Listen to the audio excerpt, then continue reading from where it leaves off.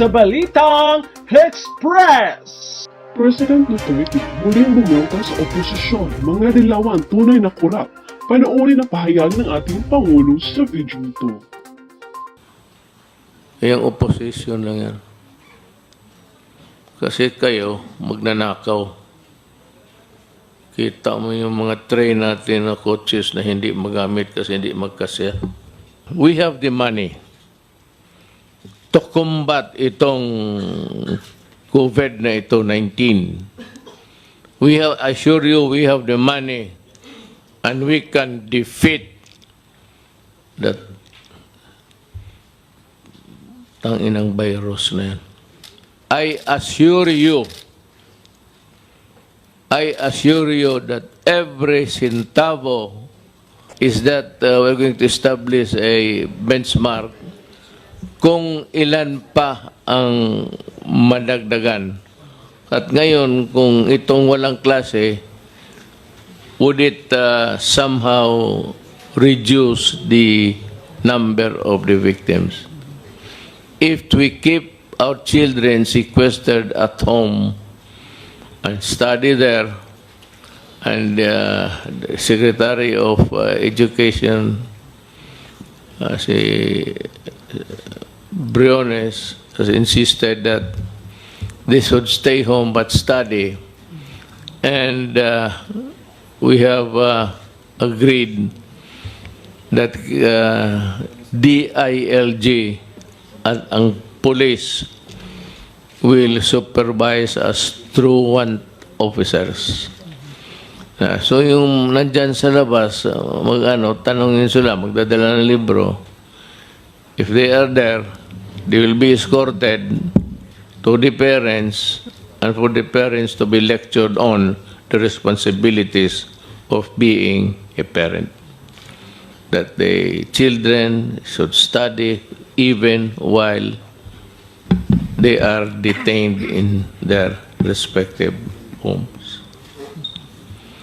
Walang klase. So, in all levels to. Mahirap kasi because the contamination of 10 years old is the same with the virus is, or the virus is so virulent that, even a contact, a mere talking and handshaking could place you in jeopardy. And we are trying to avoid losses, especially lives. And that is why we met this afternoon. But after March 14, we will be meeting again to discuss whether we save lives and yung itong ngayon, itong 24 gagaling to. Pero palagay ko gagaling. I was just shooting the breeze with everybody. Mas marami tayong mga Chinese na yung to the extent of creating a xenophobia.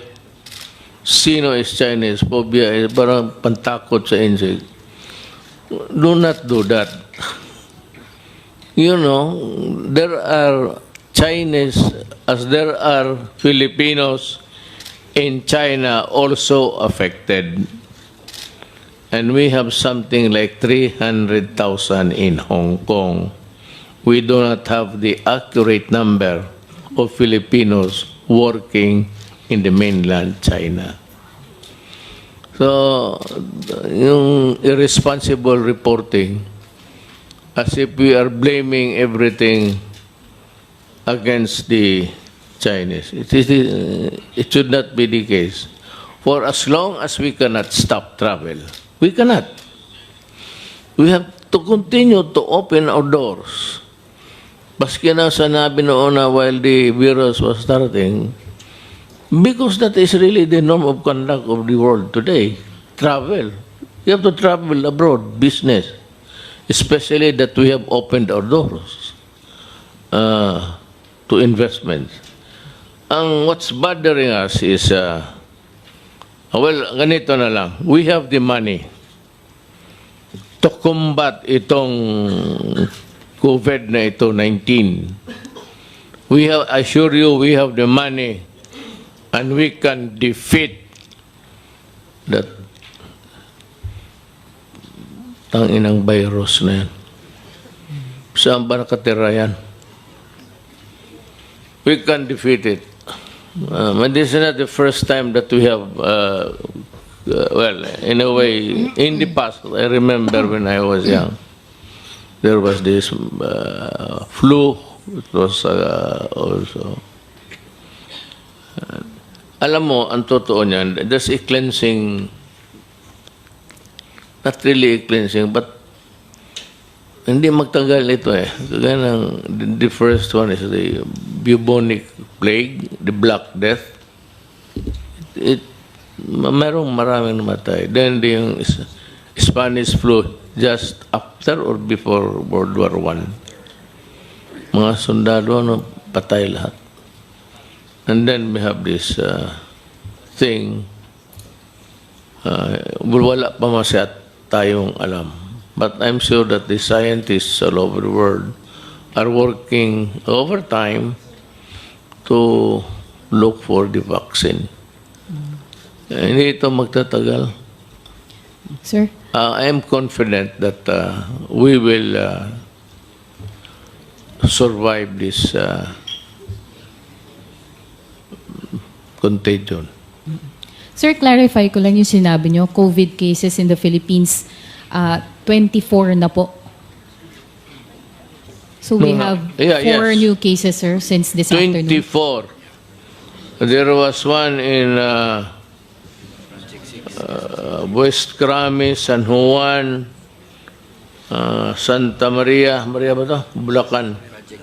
And Project 6 of Quezon City. One month, isa sila. So additional 4, sir, since this afternoon.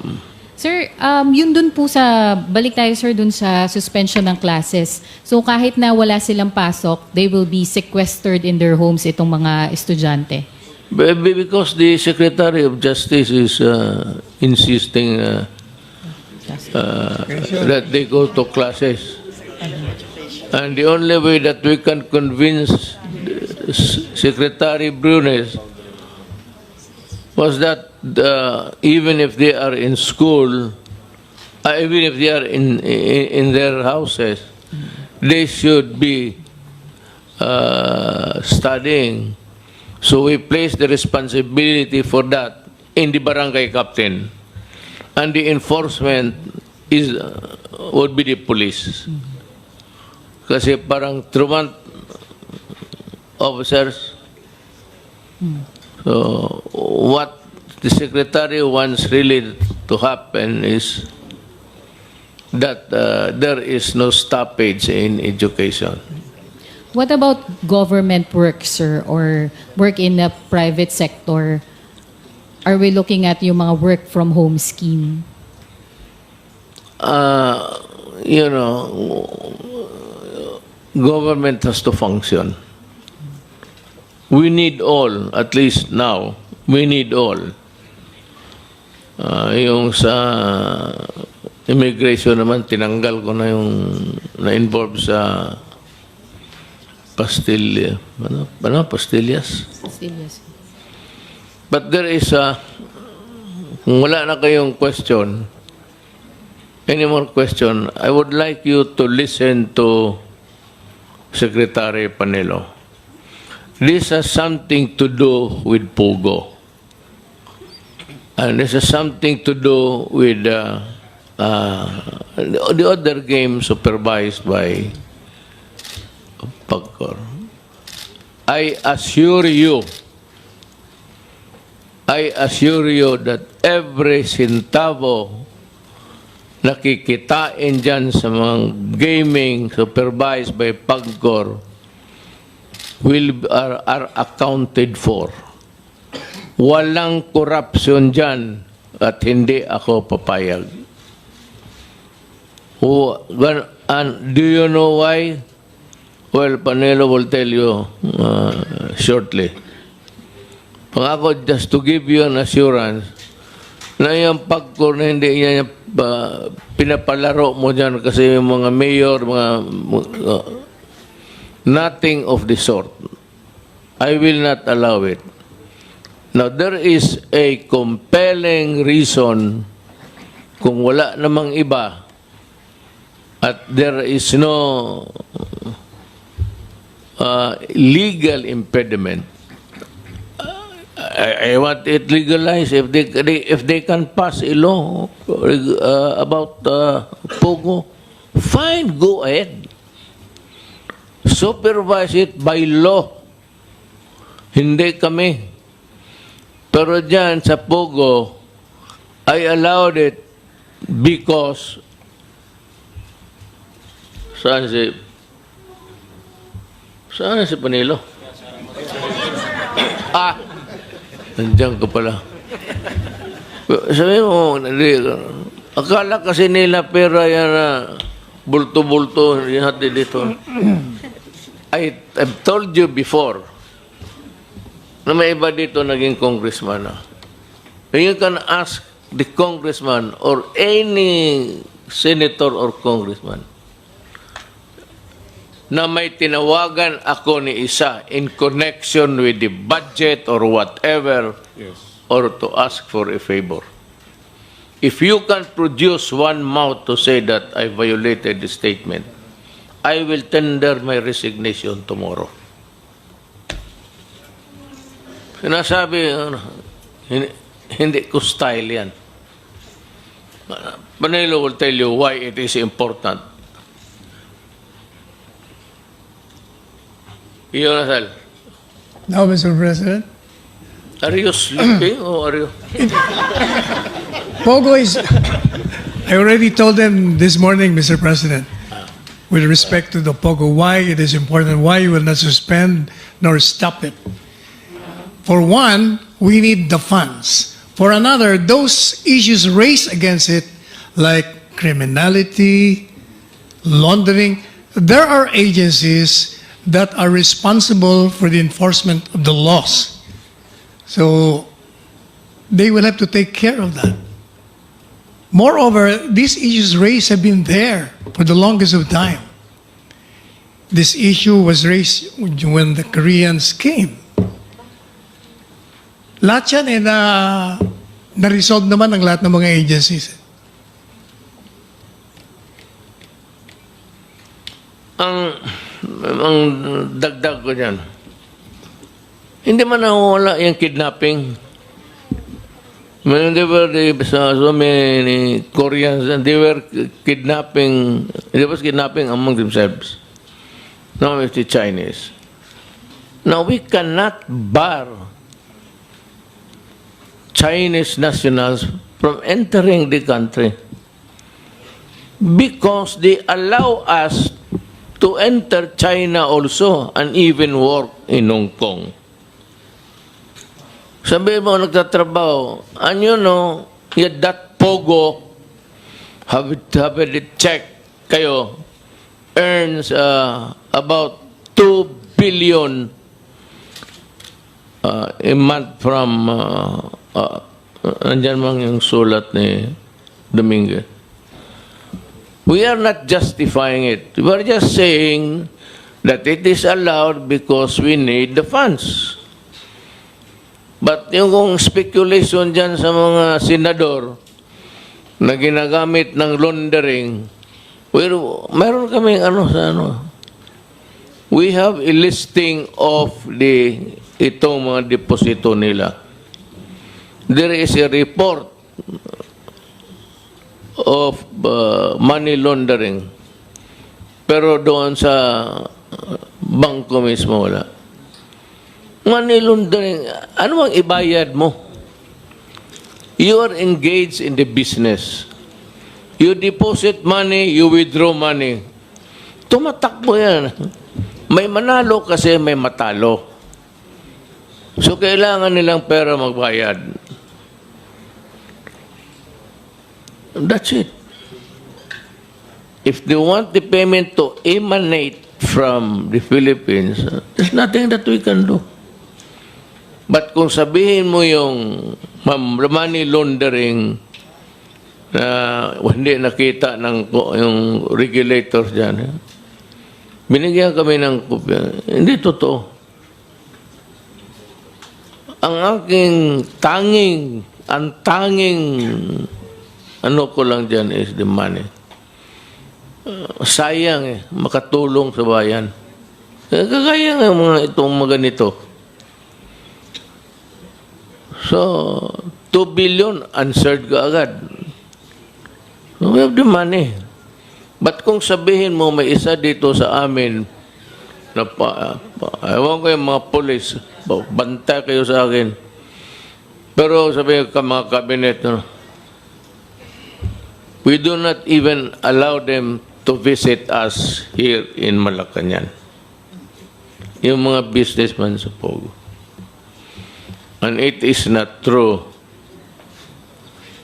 Per hour, that it may be the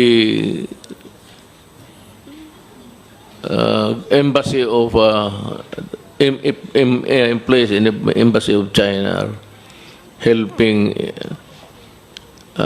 Pogo workers to come in.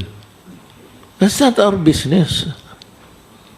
Unless they are criminals.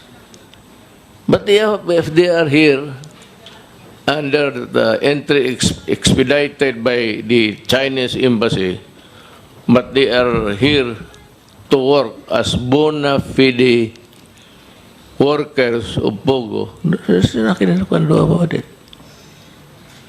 Unless you want to, I said, jeopardize the Filipinos in America. Makita mo naman yung mga Pilipino, hindi naman nila pinilit umuwi. But I would like to assure China and every nation that you do not have to be worried about a Filipino in your country. We are ready to extract Filipinos wherever they are when needed to come home. Magsabi ang Pilipino mag-uwi siya, baski isa lang siya. I have a great ship, a Philippine Navy ship station in Europe. And they can, every Filipino can make use of it. Kaya ko nilagay yan doon eh. But even with one passenger, the ship will sail. Yung klaruhin ko lang yung walang corruption dyan sa... Wala kaming kinausap dyan except pagkor. And I said, if you have a recording, a telephone conversation, if you saw me talking to Andrea about money, then you are sorely mistaken. Yung opposition lang yan. Kasi kayo, magnanakaw. Kita mo yung mga train natin na coaches na hindi magamit kasi hindi magkasya. So we had to buy a new one. Do you know that? Nagbili sila ng cars, hininila ng train na hindi magkasya sa ating rails. Hindi tukma yung ano. And the other rotten.